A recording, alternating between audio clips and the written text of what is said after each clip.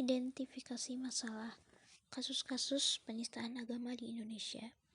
Negara kita adalah negara yang paling menjunjung tinggi nilai ketuhanan. Walaupun kita berbeda keyakinan, namun kita perlu menghormati dan memberikan kenyamanan bagi para pemeluk keyakinan.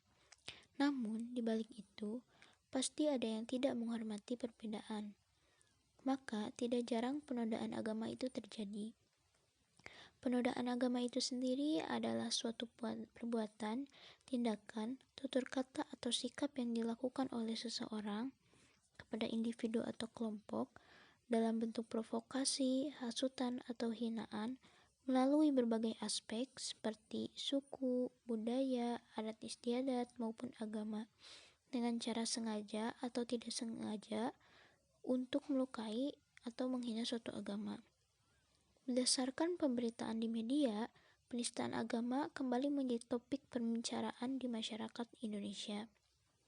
Salah satunya adalah kasus Joseph Pauzang, seorang YouTuber yang dijadikan tersangka atas penistaan agama dan dugaan ujaran kebencian. Joseph Pauzang membuat konten video yang menjingut umat Islam, mulai dari soal puasa hingga mengaku menjadi nabi ke-26. Bahkan, ia menantang semua pihak yang bisa melaporkan dirinya ke polisi atas dugaan penistaan agama akan diberikan uang 1 juta rupiah.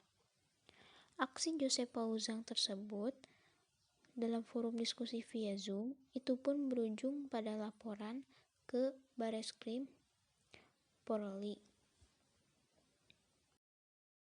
Landasan yuridis.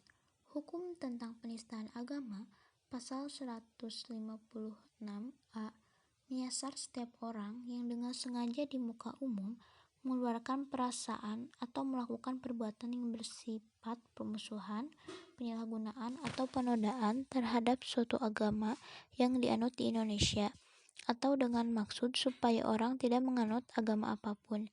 Di Indonesia, UU Nomor 1/PNPS/1965 tentang pencegahan dan penyalahgunaan atau penodaan agama yang selama relevan nilai-nilai Pancasila dalam kasus tersebut menunjukkan perbuatan yang tidak baik karena telah menghina dan merendahkan agama lain.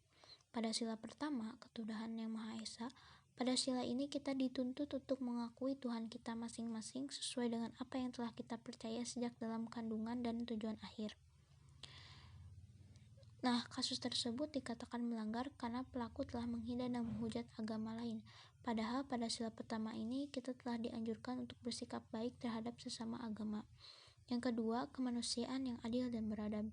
Pada sila ini kita diajak untuk mengakui dan memperlakukan setiap orang sebagai sesama manusia yang memiliki martabat mulia serta hak-hak dan kewajiban asasi. Yang ketiga, persatuan Indonesia. Pada sila ini, kita dituntut untuk menumbuhkan sikap masyarakat untuk mencintai tanah air, bangsa, dan negara. Yang keempat, kerakyatan yang dipimpin oleh hikmat kebijaksanaan dalam permusyawaratan perwakilan. Pada sila ini, kita diajak untuk bersikap peka dan ikut serta dalam kehidupan politik dan pemerintah. Sila kelima, keadilan sosial bagi seluruh rakyat Indonesia. Pada sila kelima ini, kita diajak untuk aktif dalam memberikan sumbangan dan wajar sesuai dengan kemampuan dan kedudukan masing-masing kepada negara demi terwujudnya kesejahteraan umum.